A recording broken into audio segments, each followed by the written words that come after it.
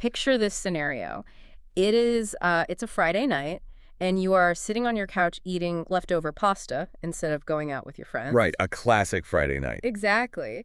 And you are scrolling through social media, watching them post pictures from this fantastic, vibrant new restaurant, and you are just feeling the absolute maximum amount of FOMO. Oh, yeah. The fear of missing out is so real in that moment. It really is. You're saving for a house, right? Yeah. So an expensive night out is money that does not go toward that down payment. But if you really think about the mechanics of that moment, you are not actually making a decision to stay home right then and there. No, not at all. You made that choice 6 months ago, like the exact second you set the goal to buy the property. Tonight, the goal simply decided for you. Yeah, that is such a crucial distinction. Right. We often talk about goals as if they're just, things we want, like a target out ahead of us in the distance that we are casually walking toward. Yeah, like a wish list. Exactly, a wish list. But a goal is actually a massive stack of decisions that you have made in advance. Picking a goal pre-commits a long run of future choices, and it pre-spends a budget of time, energy, and money that you haven't even felt yet. Which is heavy when you think about it. It is. Choosing to optimize for the house is inherently choosing to de-optimize the spontaneous dinner or the expensive hobby or the weekend trip. You picked a list of things to give up, and you signed the contract before you ever saw the bell. That concept of de-optimization is where most people completely misunderstand what goal setting actually is. How so? Well, we treat goals as additive. We think we're just, adding a nice new outcome to our lives. But setting a real goal is an act of violent subtraction. Violent subtraction, I like that. Yeah, the real operational test of a goal is whether you can explicitly name what it is forcing you to say no to. So if you can't name the cost. If you cannot name the exact costs, if you cannot list the 3 or 4 things you are deliberately allowing to fail or slide in order to achieve this new thing, you have not set a goal at all. You've just set a wish. Exactly. You've only set a wish. And a wish decides absolutely nothing for you. It provides zero operational guidance when Friday night rolls around and your friends are pressuring you to leave the house. Here's where it gets really interesting. A good goal, one with those clearly defined costs, saves you enormous cognitive effort because a whole class of small daily choices is already answered. Right. The decision is made. But a bad goal, like a wish disguised as a goal, functions exactly like a malicious background app on your smartphone. Oh, that's a great way to put it. Think about what a bad app does, right? It quietly drains your battery while you aren't looking. Your phone gets hot, the operating system lags, and you cannot figure out why your device is dying by noon. Because it's just running in the background. Exactly. An outdated or poorly defined goal bleeds your life quietly in the exact same way. The decision machine keeps running in the background, auto-rejecting opportunities, killing your social life, and draining your mental energy for a house you might not even want anymore. Just because you didn't turn it off. Right. Simply because nobody bothered to go into the settings and turn the decision machine off. What's fascinating here is how seamlessly this concept scales up from, personal finance to the mechanics of entire organizations. Oh, absolutely. You are talking about staying home on a Friday, but I'm sitting here thinking about the key 3 planning meetings I constantly observe in the corporate world. It's the same thing. It is the exact same mechanism, just magnified. When executive leadership locks in the financial year goals, they have effectively committed every single department to a specific set of moves before the first quarter even begins. Right. They have pre-authorized the smart strategies, but they've also pre-authorized a massive wave of terrible decisions that nobody will question until it is entirely too late. Because the goal is running the show. Exactly. The hidden background process of the corporate goal provides an impenetrable shield for bad execution. People stop evaluating the reality on the ground because the goal dictates the next move automatically. Because everyone just points to the slide deck from January and says, well, this is what we optimize for. Yep, the sacred slide deck. They blindly follow the pre-programmed decision, even if the market has shifted entirely. Precisely. And this is why the failure to identify trade-offs at the outset is so destructive to a company. Because they refuse to subtract. Right. When leadership sets a goal without defining the sacrifices, they create an environment where every new initiative feels viable. Teams become stretched infinitely thin because the company refused to optimize. And optimizing requires de-optimizing. By definition, a strategic goal is a mechanism for exclusion. If a company goal does not make it explicitly clear which lucrative projects the team must reject this year, It is not a strategy. What is it then? It is corporate wishful thinking masquerading as a directive. Wow. So we have these hidden background processes dictating our personal lives, and we have them dictating corporate strategy. But they also manifest constantly in our daily workplace communication. Oh, all the time. Just as a goal has hidden costs running beneath the surface, the objections people raise in meetings usually have hidden motivations running beneath their words. That is so true. When someone pushes back on a project you are presenting, they almost never say the real reason out loud. Imagine you present a launch timeline to your team. Yeah. A colleague sighs, crosses their arms, and dismisses your entire schedule with one flat sentence. They say, that timeline is just not going to work. No context, just no. Right. No data, no alternative schedule, just a vague, lazy-sounding dismissal. Nope. Okay, let's unpack this. My natural instinct, if someone pushes back on my carefully researched timeline, is to whip out my spreadsheet. Of course it is. I want to point to the data, show the detailed decision logs, and mathematically prove that my timeline is accurate. Why is that the exact wrong move to make in that situation? Because you are entirely misreading the register of the conversation. You are assuming they are fighting a math battle, but they are actually fighting an emotional one. An emotional battle over a timeline. Yes. A thin, vague objection is not a weak logical argument. It is a behavioral tell. Ah.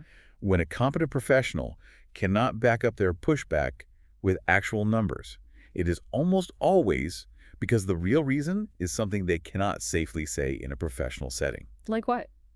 They are using an emotional defense mechanism. They might be terrified about their job security.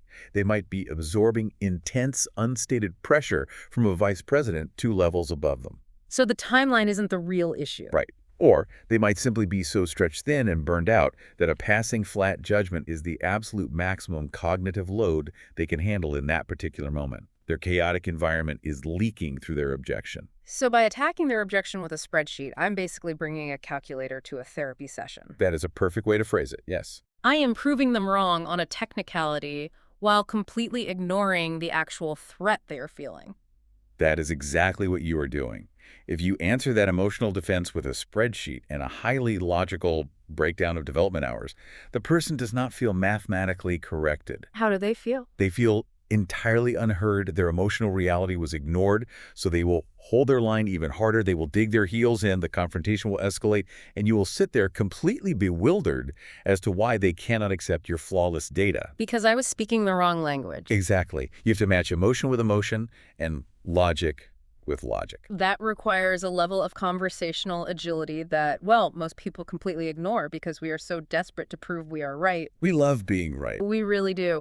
We want the dopamine hit of winning the argument. If the objection is a spreadsheet, you bring a spreadsheet. You bring the comparison, the cost, the data point that meets theirs directly. But if the objection is vague, repetitive, and defensive, you are dealing with emotion, and framing becomes everything. Let us apply this back to that timeline scenario. Okay, let's do it. If I realize my colleague is pushing back purely out of stress, how do I respond without just caving and giving up on my timeline?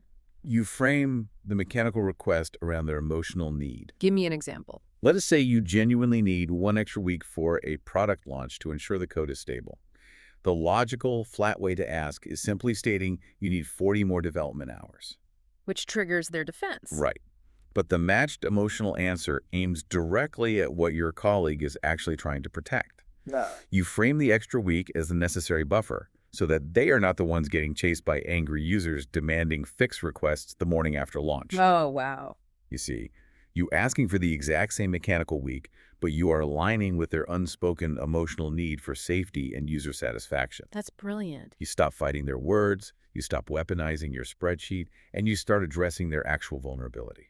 You essentially show them that your goal is actually protecting their goal. You remove the threat. Exactly. But mastering that read shifts the lens to an even more uncomfortable reality. We can sit here and brilliantly analyze the unspoken motives of our colleagues all day, but we have to apply that same ruthless honesty to our own behavior in these meetings. Which is much harder to do. Way harder. Mm-hmm.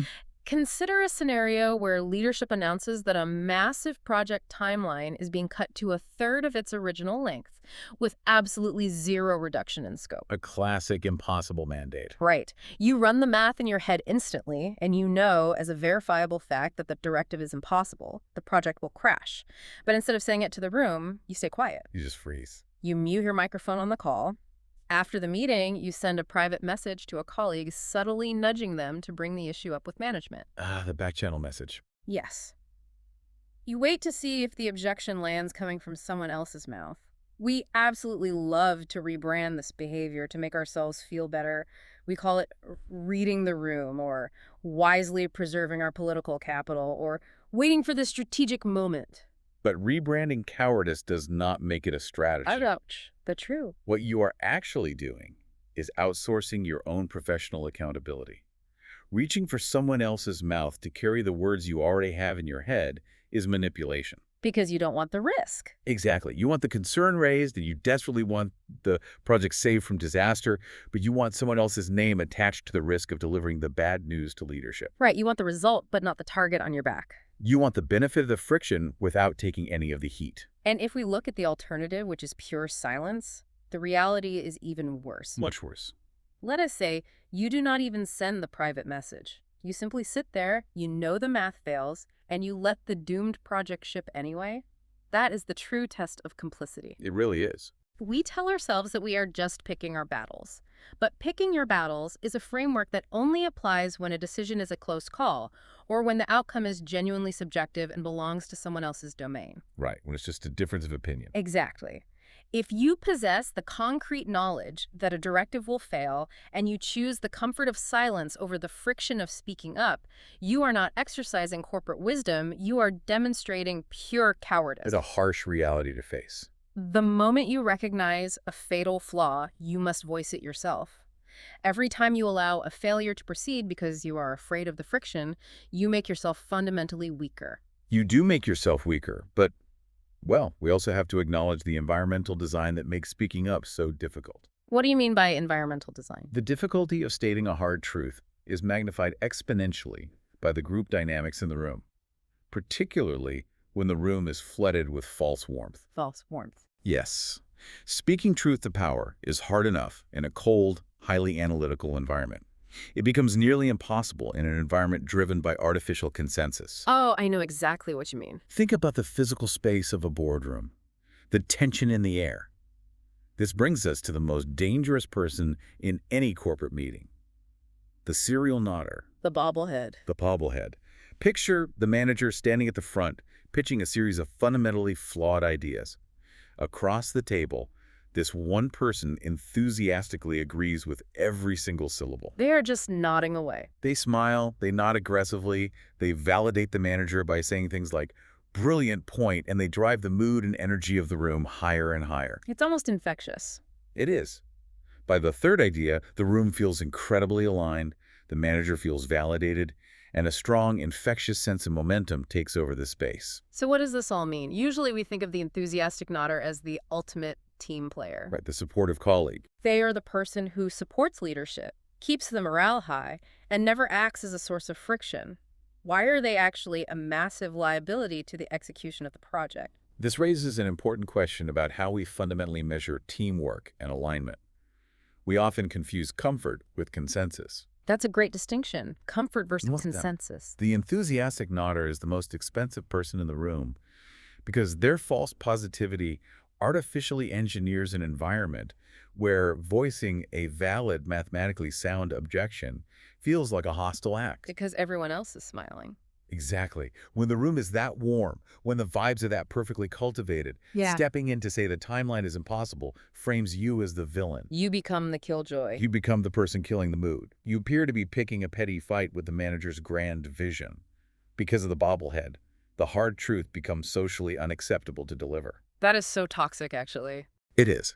The danger of the nodder is that they become the physical face of an agreement that no one else in the room actually holds. They create an impenetrable illusion of consensus. And the most insidious part of that dynamic is the aftermath. When that impossible project inevitably fails 6 months later and costs the company millions, the nodder's name is nowhere on the wreckage. Nowhere to be found. They took no actual position, they assumed no operational risk, they just smiled and kept the vibes high. Yep. The blame falls entirely on the people who built the broken system and the people who failed to speak against it. The nodder escapes entirely because their defense is simply that they were just, being supportive of leadership. Exactly. They weaponize positivity to avoid accountability. Wow. Which means, if you are genuinely committed to the success of the work, you need a specific operational tactic to dismantle that false warmth before it locks the team into a disaster. Because a warm room is not a decision. A warm room is not a decision. When you are in that meeting and the nodding starts and the collective mood climbs into that dangerous territory of blind momentum, you must interpret that warmth as a warning siren. Got an alarm going off. That is your cue to immediately slow the pacing down. How do you practically do that without just looking like a jerk who hates enthusiasm? You shrink the bobblehead's reach by forcefully pulling the conversation out of the emotional realm and back into the mechanical reality of the work. So you ground it. Yes, you do not attack the nodder. You attack the ambiguity. You must put the hard question on the table yourself before the artificial warmth completely closes the door on the objection. Give me an example of how that sounds. Most importantly, you have to force names to be attached to the final call. You cannot let a vague sense of good feeling be logged in the meeting minutes as a strategic decision.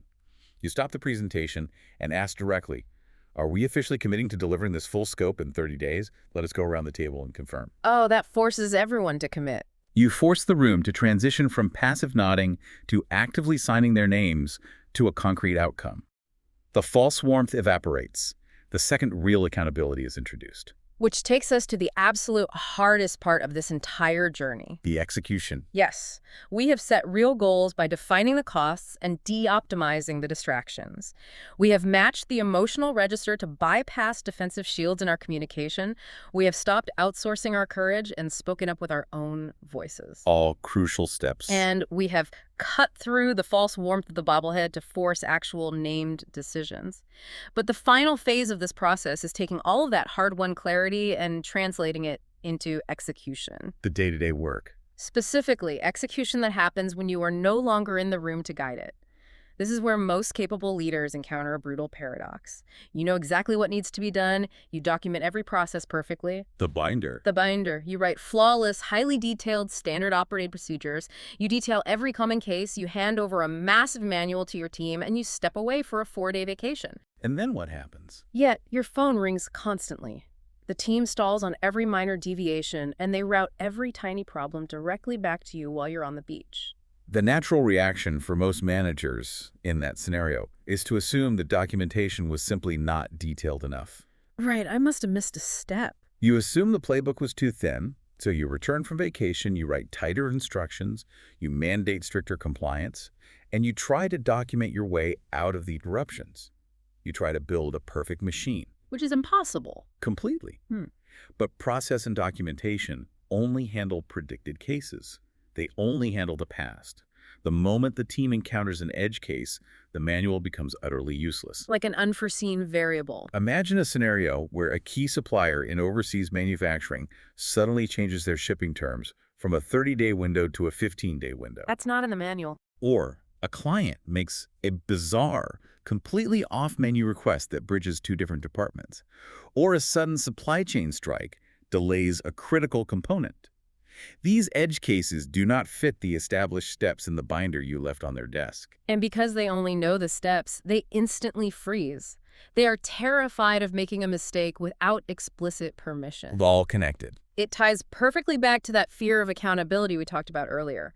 If the step is not in the manual, acting on it requires them to assume personal risk. Exactly. And since you never ask them to assume risk, only to follow orders, they stall the entire production line and wreck the problem directly back to your phone. If you just need steps executed in a rigid, unyielding order, you do not need human beings on your team. No, you really don't. You use automation or you deploy an AI agent. Human beings are kept in the loop specifically to navigate the massive, unpredictable gap that the documentation cannot cover. They are there for judgment. But they need permission to use it. But they cannot exercise judgment if you only bark sequential orders at them. You have to share the vision. You have to hand them the actual destination. If we connect this to the bigger picture, giving a team a destination fundamentally changes how they process an edge case and how they view their own autonomy. How does it change it? When a team knows exactly where the project needs to end up and why that destination matters to the business, the concept of doing things differently stops meaning that they are doing things wrong. Oh, that's huge. If they hit a roadblock that is not in the manual, like that supplier changing the shipping terms, they do not need to call you in a panic to ask for a new step. Because they know where they're going. They look at the overarching destination, they assess the new reality on the ground, and they carve a completely different route to get to the exact same outcome. They keep the guardrails for the routine, predictable tasks, but they take total ownership of the final result. Because they finally understand that the goal is not to follow the map. The goal is to arrive at the location. Precisely. You will know you have successfully shared the vision the next time you step out of the office and your phone stays completely quiet. That's the dream. Crises will still occur, vendors will still change terms, clients will still make bizarre demands, but the team will absorb the friction, adapt the process, and secure the win without ever routing the decision back to you. They fix it themselves. They become a self-healing system because they understand the logic behind the mechanics. Which brings all of these operational mechanics into one cohesive, undeniably demanding reality. Human systems, whether you're simply trying to optimize your personal financial goals on a Friday night, With your pasta. with the leftover pasta, yeah, or trying to navigate the psychological minefield of a tense boardroom, they demand a granular, ruthless honesty about trade-offs. They really do. The mechanics of success are never, ever about avoiding friction. They are not about writing perfect manuals to prevent hard questions. They are not about nodding along just to keep the room happy. And they are certainly not about quietly nudging someone else to fight your battles so you can keep your hands clean. Success is about forcing reality onto the table as quickly and clearly as possible. You get it all out there. It is recognizing that every choice has a cost, every emotional objection has a root cause, and every true decision requires someone to actually attach their name to the risk. That realization pushes us toward a concept that completely redefines how we view our own careers and our own value. Yeah. We spend so much time trying to build perfect systems that never fail. But what if the ultimate measure of your professional and personal competence is not how smoothly you can design a flawless process or how skillfully you can avoid a heated argument in a meeting? What if it's something else? What if your true value is measured by how you navigate the total catastrophic breakdown of those systems? When the pre-planned goal fails, when the logical argument completely misses the emotional reality, when the false warmth evaporates and the room turns completely against you. That's where it happens. That raw, unmitigated friction might actually be the only environment where genuine innovation and true character are forged.